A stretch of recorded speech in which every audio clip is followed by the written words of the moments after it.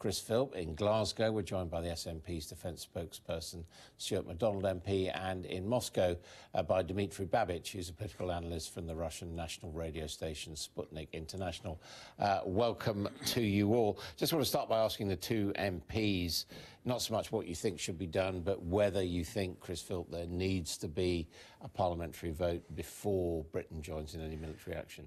No, not necessarily. Sometimes factors on the ground are moving very quickly, and if there's no time for a parliamentary debate, I would entirely understand that. Of course, in the past, we've had action without parliamentary votes. There was no parliamentary vote, for example, in September 1939, before declaring war on Germany.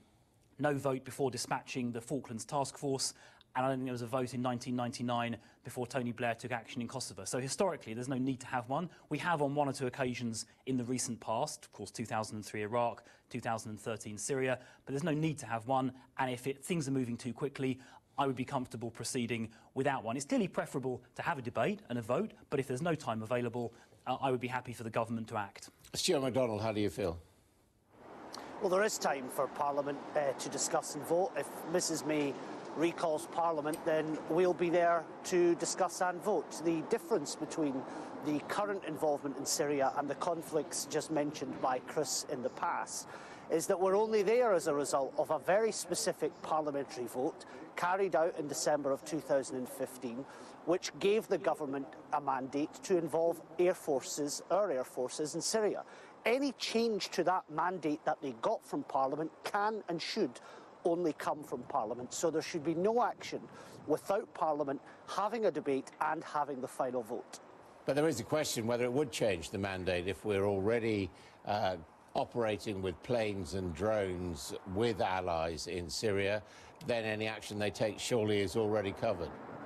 No, it's not covered. The mandate in the motion from December 2015 was to target Daesh in that country. It wasn't to target anyone else. Indeed, we were explicitly told it wouldn't be to target anyone else too. So if the government wishes to change that, and I would urge extreme caution if it does wish to do so, then it must come to Parliament if it wishes to change and escalate our role in Syria, which is an enormously complex war, and any change the government wishes to make should not be done lightly, should not be done without Parliament's say-so.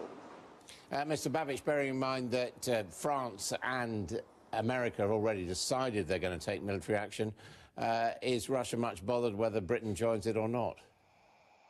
Well, I think it's important because that will be really a crucial decision. Let me remind you that in 2013, it was the vote by the British Parliament which saved the vote from some very grave consequences. Let me remind you that at the time, President Obama wanted to strike at the Syrian army, again, because of allegations of a chemical attack. But a month after the British Parliament stopped that action, the Daesh, the so-called Islamic State, came into existence.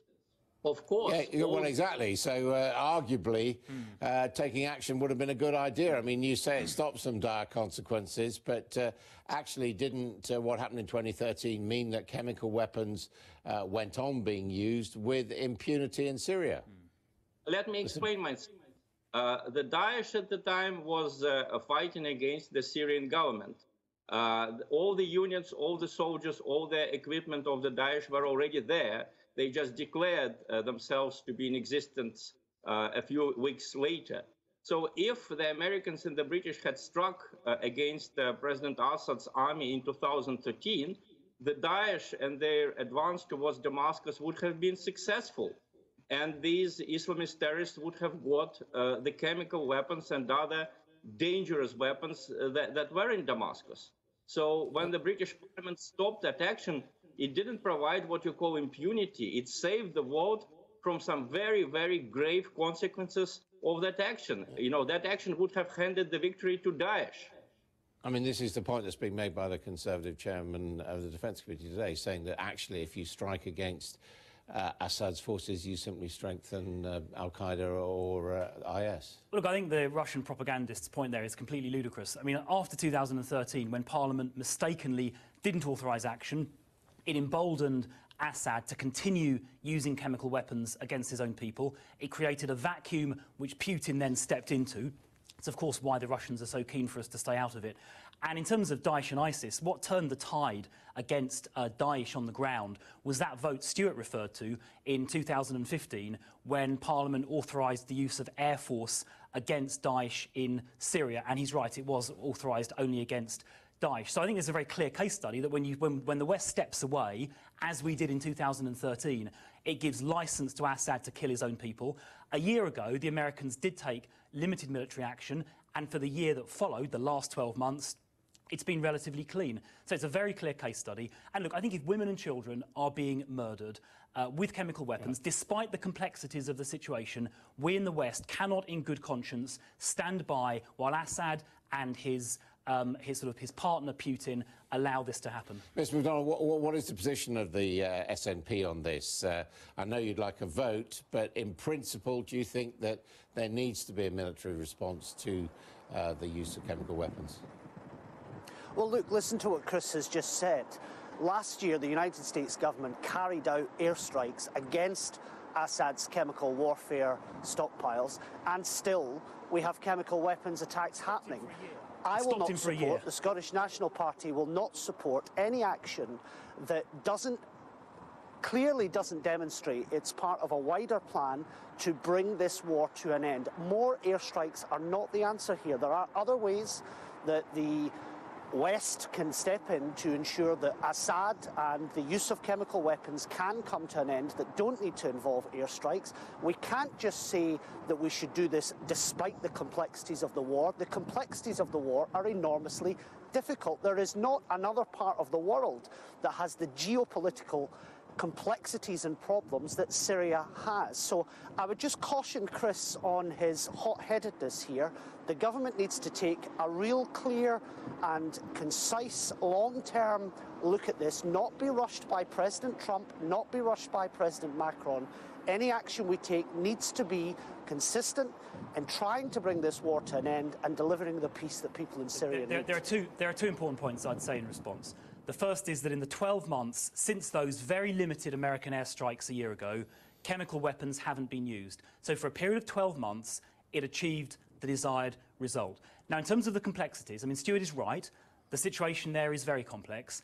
It wouldn't achieve much. I mean, it would kill more people. Would it actually achieve anything? Hang on. Look, Stuart is setting, perhaps intentionally, an impossibly high bar. Finding a solution to the entire problem in Syria is something that has eluded everybody for about 5 or 6 years now. That is not a good reason to stand by while chemical weapons are used against civilians. And I think it's entirely reasonable, and it's certainly not hot-headed, to say that we will take limited, precise military action to degrade the Syrian government's ability to manufacture and deliver these weapons. And of course, the World Health Organization have come out just in the last few minutes confirming that in their view and the views of their partners on the ground, chemical weapons were used, which in my view elevates the level of seriousness of this situation. I mean, Mr. Babbage, isn't there a danger for President Putin that in supporting Assad, in effectively defending or making excuses for the use of chemical weapons, not just in Syria, but even in Salisbury, he just turns himself into an international pariah?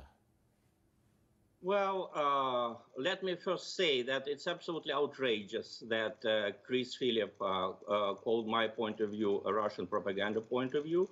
I am here speaking on my own behalf. My bosses or anyone in this building, they don't know I'm talking to you. I'm talking absolutely honestly. Okay. Let me tell Chris Philp, with your record, you have no right to tell other people and other nations how they should behave. And you have absolutely no right to make even pinpoint strikes on the territory of a sovereign country. Let me remind you that in 1999, Britain and other countries bombed Kosovo, saying that there would be hundreds of thousands of dead Albanians, of graves of Albanians there. That turned out to be a complete lie. The same thing in 2003 with Iraq, the weapons of mass destruction, the main reason why the UK and the United States went into Iraq, it was a lie. So there is absolutely no ground to believe that this is not going to be a lie again. Talking about the military action against Daesh in 2015, let me tell you that the so-called US-led coalition bombed Syria and for 11 months before the Russian aviation moved into Syria in September 2015. Okay. And until the Russian aviation moved in, the Daesh only expanded. So, thank you for that. I just want to get a quick reaction. Mr. MacDonald, UK has no moral right to get involved. What do you say to that? Well, look, the UK is involved already in targeting Daesh in that country. I am extremely sceptical of any plan to escalate our involvement in Syria. Now, we're the third opposition party, the third party in the House of Commons. Of course, if the Prime Minister brings forward a plan for action, we have a duty to look at what she proposes. But retaliating again with more airstrikes hasn't worked in the past. I can't see how it can work in the future. So it won't get our support. There are other ways to degrade the chemical weapons use in Syria. It's not retaliation. It's not about vindictiveness. It's about degrading their capability and deterring this from happening in the future. And to the Russian gentleman, talking about getting involved in other countries when Russia invaded part of Ukraine just a year or two ago, I mean, that's some cheek.